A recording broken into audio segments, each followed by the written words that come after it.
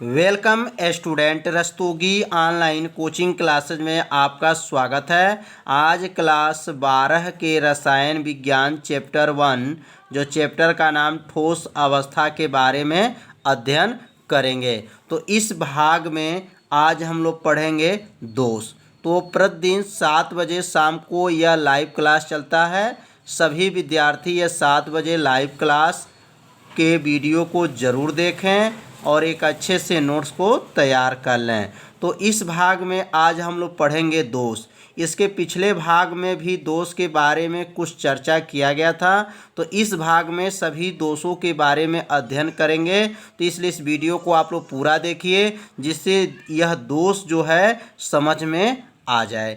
तो अब यहाँ पे लिखेंगे दोष। दोष का अर्थ क्या है? कमियाँ। तो कमियां कब होता है? जैसे मनुष्य में कुछ न कुछ दोष पाया जाता है, तो ठीक उसी प्रकार ठोसों में भी क्या होते हैं? कुछ न कुछ दोष पाए जाते हैं। तो यहाँ पे सबसे पहले हेडिंग डालेंगे दोष और तब यहाँ पे नोट करेंगे जिस प्रकार मनुष्य में कुछ दोष पाया जाता है ठीक उसी प्रकार ठोसों के कणों में भी दोष पाया जाता है। तो समझ में आ गया होगा, जब मनुष्य के अंदर कुछ न कुछ दोष पाया जाता है तो ठीक उसी प्रकार ठोस के अंदर भी कुछ न कुछ क्या होता है? दोष पाया जाता है। तो ठोस में दोष के कितने प्रकार होते हैं? अब अगला जो हेडिंग होगा दोष के प्रकार। अब दोष कितने प्रकार के होते हैं? तो दोष जो है 2 प्रकार के होते हैं। पहला का नाम है रस समीकरण मिति दोष और दूसरा का नाम है अरस समीकरण मिति दोष। तो ठोसों के अंदर दोष कितने प्रकार के होते हैं? तो ठोसों के अंदर दोष 2 प्रकार के होते हैं। पहला का नाम है रस समीकरण मिति दोष और दूसरा का नाम है अरस समीकरण मिति दोष। अब हम समझेंगे रस समीकरण मिति दोष क्या है। अगर रस समीकरण मिति दोष का परिभाषा याद हो जाएगा तो अरस समीकरण मिति का दोष भी परिभाषा समझिए याद हो जाएगा। बस एक शब्द को हटाया जाएगा, दूसरा परिभाषा बन जाएगा।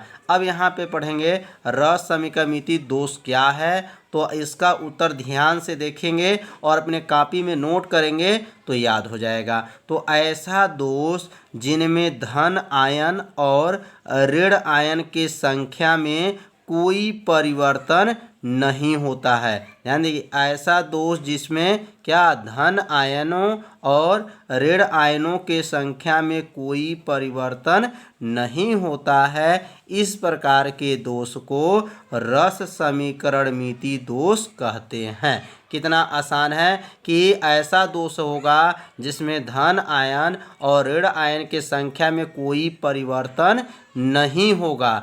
अगर यहाँ नहीं शब्द को हटा दें तो समझिए किसका परिभाषा हो जाएगा? अरस समीकरण मिति दोष की परिभाषा बन जाएगा। सेम उत्तर रहेगा, बस यह एक शब्द को क्या करेंगे?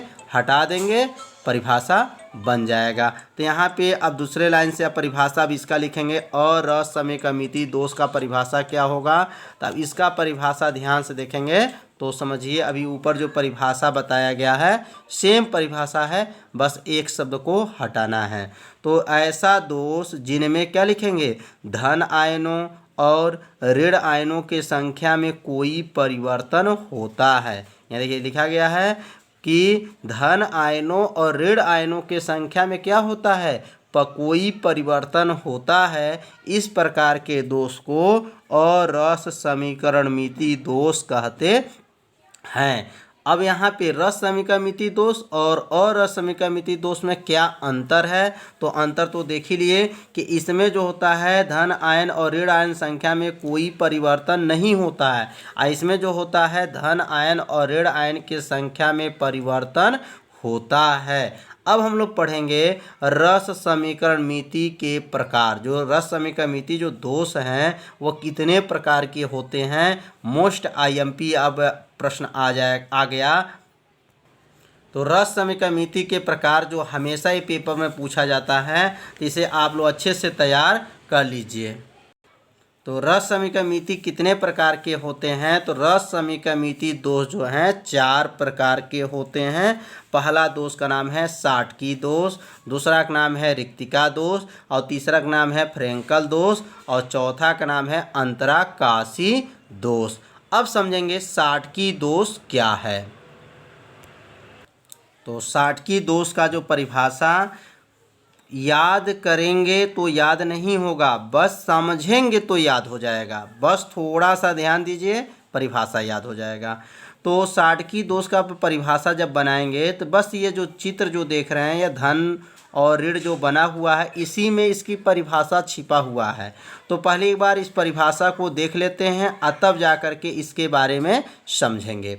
तो ऐसा दोष, ध्यान देंगे, ऐसा दोष जिसमें किसी ठोस से धनायन और ऋण आयन बराबर मात्रा में क्या हो जाएं, गायब हो जाती हैं, ऐसे दोष को साटकी दोष कहते हैं। इसका अर्थ यह है कि ऐसे ठोस होंगे जिसमें धन आयन और ऋण आयन बराबर मात्रा में क्या हो जाए, गायब हो जाए, ऐसे दोष को कौन दोष कहेंगे, साटकी दोष कहते हैं। अब थोड़ा सा यहाँ ध्यान देंगे, जैसे एक ठोस है और ठोस में जो धन आयन होते हैं, जैसे प्लस है, minus, plus minus, plus minus, ऐसे जो बना हुआ है, प्लस के बाद माइनस, प्लस के बाद माइनस, प्लस के बाद माइनस, फिर माइनस के बाद यहाँ पर देखेंगे फिर आपका क्या है, प्लस माइनस खत्म हुआ, फिर माइनस, यहाँ क्या हो गया, प्लस, फिर आपका माइनस, फिर प्लस, फिर माइनस, यहाँ क्या हो जाएगा, प्लस। एक ध्यान से जब देखेंगे तो ऐसे जब नोट कर लेंगे तो यहाँ से देखेंगे क्या गायब हुआ, तो यह माइनस है तो यहाँ क्या होगा,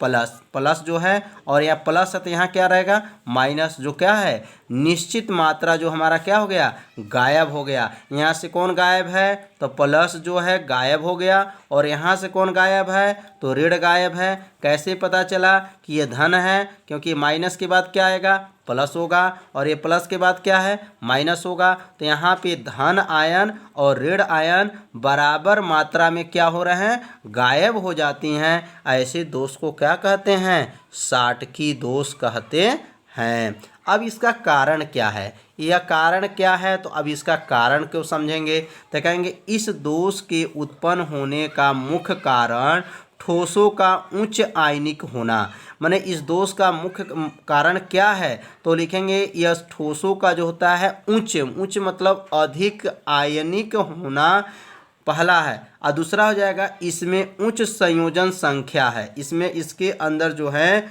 उच्च संयोजन संख्या है। तो कारण तो समझ में आ गया होगा कि पहला कारण कि ठोसों के अंदर उच्च आयनिक होना, और दूसरा जो होता है उच्च संयोजन संख्या होना। अब यह साटकी दोष के एग्जाम्पल कौन कौन होते हैं, उदाहरण कौन कौन होते हैं, तो याद रखेंगे NaCl है, KCl है, AgBr है, CaCl है, आदि है। तो इसको उदाहरण में भी याद करेंगे कि साटकी दोष के उदाहरण कौन कौन हैं। अब हम लोग पढ़ेंगे रिक्तिका दोष। अब रिक्तिका दोष क्या है, तो बस थोड़ा सा ध्यान देंगे तो रिक्तिका दोष समझ में आ जाएगा। अब यहाँ पे जो है पहले इसका परिभाषा समझेंगे, और उसके बाद से तब आप नीचे जो बना हुआ है इसके बारे में समझेंगे। ऐसा दोष जिसमें ठोस के अवयवी कण अपने निश्चित स्थान से गायब हो जाते हैं। अब ऐसा दोष रहेगा जिसमें ठोस के जो अवयवी कण है अपने निश्चित स्थान से क्या हो जाए, गायब हो जाते हैं। ऐसे दोष को रिक्तिका दोष कहते हैं। जैसे यहाँ पर एक ठोस है कि अवयवी कण है, तो देखिए दूसरा क्या हो गया, गायब हो गया। फिर यहाँ तीसरा है, फिर यहाँ दो को क्या हो गया, इसके अवयवी कण क्या हो गए, गायब हो गए। फिर यहाँ पर एक ठोस का अवयवी कण है, फिर यहाँ गायब हो गया। रिक्तिका मतलब रिक्त स्थान, माने ऐसे दो जिनके अवयवी कण अपने निश्चित स्थान से ही क्या हो जाएं, गायब हो जाते हैं। ऐसे दोष को रिक्तिका दोष कहते हैं। तो समझ में आ गया होगा कि रिक्तिका दोष क्या है। अब इसके कारण क्या हैं, तो रिक्तिका दोष के कारण क्या हैं, तो लिखेंगे इस दोष के उत्पन्न होने का कारण पदार्थ का घनत्व कम हो जाना। माने इस दोष का कारण क्या है, तो लिखेंगे इस दोष के उत्पन्न होने का कारण पदार्थ का घनत्व क्या हो जाना, कम हो जाना, जिसके वजह से ये रिक्तिका की दोष उत्पन्न होता है। तो समझ में आ गया होगा कि रिक्तिका दोष कैसे उत्पन्न होता है, इसके कारण क्या हैं। जैसे याद रखेंगे, पहला एग्जाम्पल क्या है, NaCl है, KCl है, C5Cl है, AgBr है। तो समझ में आ गया होगा कि रिक्तिका दोष क्या है। अब मोस्ट IMP आ गया हेडिंग फ्रैंकल दोष। यह कई साल के पेपर में आ चुका है कि फ्रैंकल दोष से आप क्या समझते हैं, उदाहरण बताइए, इसके कारण बताइए। कई बार ये पेपर में आ चुका है, तो इसलिए इस दोष को अच्छे से तैयार कर लीजिए। अब इस दोष के बारे में समझेंगे। तो ऐसा दोष जिसमें कोई अतिरिक्त धन आयन अपना स्थान छोड़कर अंतराकाशी स्थान ग्रहण कर लेता है, इस प्रकार के दोष को फ्रैंकल दोष कहते हैं। अब फ्रैंकल दोष की परिभाषा जब ध्यान से देखे हैं तो समझ में तो आ ही गया होगा कि इसमें धन आयन अपना स्थान छोड़ करके अंतराकाशी माने अंदर के कहीं स्थान पे चला जाता है। तो यहाँ पे देखेंगे जब plus minus plus minus plus minus ऐसे क्रमशः आप बना लीजिएगा। और यहाँ के देखिए धन जो है, यहाँ से क्या हुआ, धन आयन अपना स्थान क्या करके छोड़ करके अंतराकाशी स्थान पे चला गया है।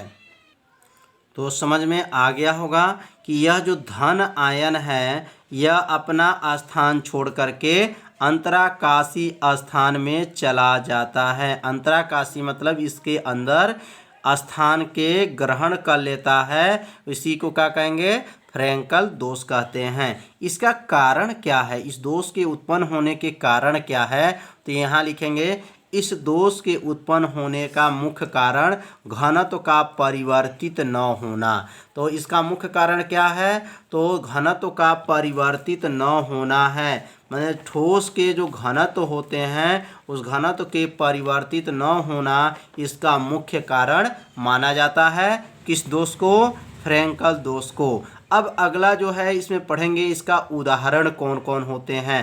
फ्रैंकल दोष में उदाहरण कौन कौन है, तो ZnS है, AgCl है, AgBr है आदि लिख सकते हैं। तो यहाँ फ्रैंकल दोष की परिभाषा भी समझ में आ गया होगा और इसके कारण भी समझ में आ गया और इसके उदाहरण कौन कौन है ये भी समझ में आ गया। अब हम पढ़ेंगे अंतराकाशी दोष।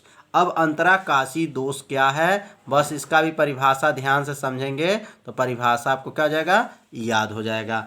ऐसा दोष जिसमें कुछ कण अपने निश्चित स्थान से उठकर एक अंतराकाशी स्थान पर ग्रहण कर लेता है, ऐसे दोष को अंतराकाशी दोष कहते हैं। तो अंतराकाशी दोष में क्या है, ऐसा दोष जिसमें कुछ कण जो है अपना निश्चित स्थान से उठकर एक अंतराकाशी स्थान को क्या कर लें, ग्रहण कर लेते हैं, ऐसे दोष को अंतराकाशी दोष कहते हैं। तो यहाँ से देखेंगे ये plus minus plus minus plus minus ऐसे क्रमशः बना लीजिएगा। और इसके बाद यहाँ देखेंगे यहाँ का जो प्लस, तो यहाँ का जो प्लस उठ करके इसके अंदर अंतराकाशी स्थान को ग्रहण कर लेता है। और यहाँ पर अगर बनाते हैं तो प्लस माइनस प्लस ऐसे क्रमशः बना लीजिए। और यहाँ का जो माइनस है उठकर इसके अंदर इस माइनस के पास चला गया है। तो यहाँ पे क्या हुआ, ऐसा दोष जिसमें कुछ कण अपने निश्चित स्थान से उठकर एक अंतराकाशी स्थान में ग्रहण कर लेता है, ऐसे दोष को अंतराकाशी दोष कहते हैं। तो समझ में आ गया होगा कि यहाँ का प्लस उठ करके इस प्लस के पास या इसके अंदर कहीं भी प्लस के पास चला गया और यहाँ का जो माइनस उठ करके इसके अंदर कहीं भी माइनस के पास चला जाता है, तो ऐसे दोष को क्या कहते हैं, अंतराकाशी दोष कहते हैं। अब इसके कारण समझेंगे। तो इस दोष का मुख्य कारण है पदार्थ का घनत्व बढ़ जाना। तो अंतराकाशी दोष का मुख्य कारण क्या है, तो मुख्य कारण है कि पदार्थ का जो घनत्व होता है वह क्या होता है, बढ़ जाता है, तो यह दोष उत्पन्न होता है। अब हम लोग पढ़ेंगे साटकी दोष और फ्रैंकल दोष में अंतर के बारे में अब अध्ययन करेंगे कि साटकी दोष और फ्रैंकल दोष में क्या अंतर है। यह दोष कई साल के पेपर में लगातार पूछा गया है, इसलिए इस दोष को आप लोग अंतर जो है अच्छे से तैयार कर लीजिए। तो पहले दो कॉलम बनाएंगे। पहले कॉलम में लिखेंगे साटकी दोष और दूसरे कॉलम में लिखेंगे फ्रैंकल दोष। तो पहला कॉलम में साटकी दोष में लिखेंगे, इसमें धन आयन तथा ऋण आयन के आकार आपस में बराबर होता है। तो साटकी दोष में क्या है, इनमें धनायन और ऋण आयन के जो आकार होते हैं वो आपस में क्या होते हैं, बराबर होते हैं। और फ्रैंकल दोष में क्या लिखेंगे, इसमें धन आयन तथा ऋण आयन के आकार आपस में बराबर नहीं होते हैं। तो ध्यान में से समझेंगे तो आपको अंतर जो है तुरंत याद हो जाएगा। पहला अंतर तो समझ में आ गया होगा कि धन आयन और ऋण आयन का जो आकार होता है वह आपस में क्या होते हैं, यहाँ बराबर होते हैं। किस दोष में, साटकी दोष में बराबर होते हैं और फ्रैंकल दोष में बराबर नहीं होते हैं। अब दूसरा अंतर जानेंगे, इसमें घनत्व कम होता है। किस दोष में, साटकी दोष में घनत्व क्या होता है, कम होता है। और फ्रैंकल दोष में क्या लिखेंगे, इसमें घनत्व नियत होता है। तो यह दो अंतर ये भी समझ में आ गया होगा। अब तीसरा अंतर समझेंगे, इसमें पारावैद्युतांक नियत होता है। इसमें जो पारावैद्युतांक का मान जो होता है वह क्या होता है, नियत होता है। और इसमें लिखेंगे, इसमें पारावैद्युतांक का मान जो होता है कम होता है। तो तीन अंतर समझ में आ गया। अब चौथा अंतर जानेंगे, यह दोष उच्च समन्वय संख्या वाले क्रिस्टलों में पाया जाता है। जो यह दोष जो पाया जाता है, साटकी जो दोष पाया जाता है उच्च समन्वय संख्या वाले क्रिस्टलों में पाया जाता है। और यह दोष जो होता है निम्न समन्वय संख्या वाले क्रिस्टलों में पाया जाता है। बस अंतर क्या है, तो यहाँ उच्च है और यहाँ क्या है, निम्न है। तो चारों अंतर अच्छे से समझ में आ गया।